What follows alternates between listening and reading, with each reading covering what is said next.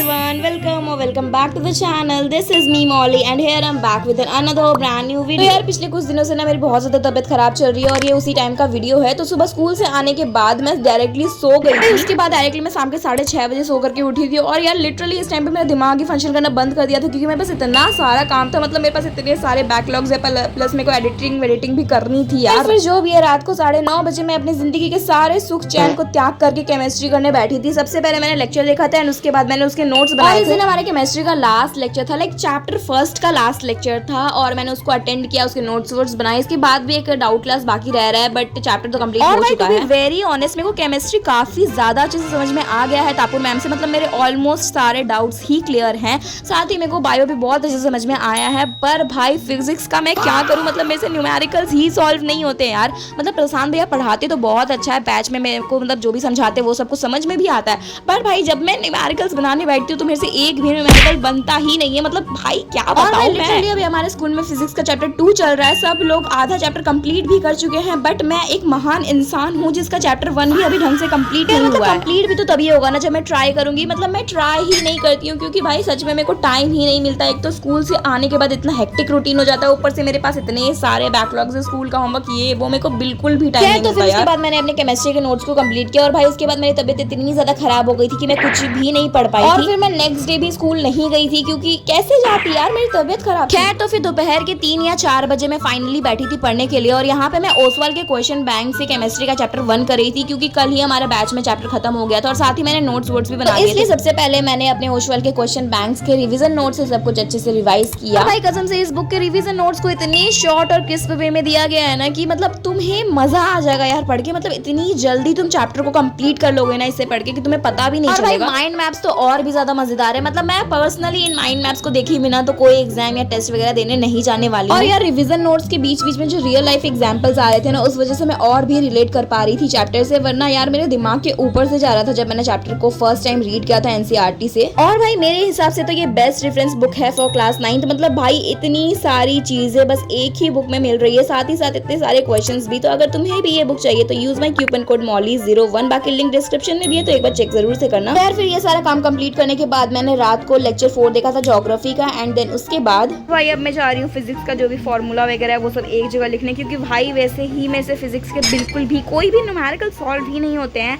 तो एटलीस्ट अगर ये फॉर्मूला एक जगह लिखा रहेगा तो मैं याद कर लूँगी एंड कुछ तो सॉल्व होगा यार। अभी तक तो मैंने बिल्कुल भी नहीं किया, कुछ भी नहीं किया है यार। तो बस मैं अभी सब लिखूंगी उस पे एंड फिर याद करते हैं आज या फिर देखते हैं कब करना है। और हाँ बस मैंने इस दिन इतना ही पढ़ा था एंड उसके बाद मैं चली गई थी सोने के लिए। तो yes guys that is it for this video. Subscribe for more such videos. वैसे एक बहुत ही अच्छी सी लॉन्ग व्लॉग आने वाली है संडे को तो उसको देखना मत भूलना। Bye bye.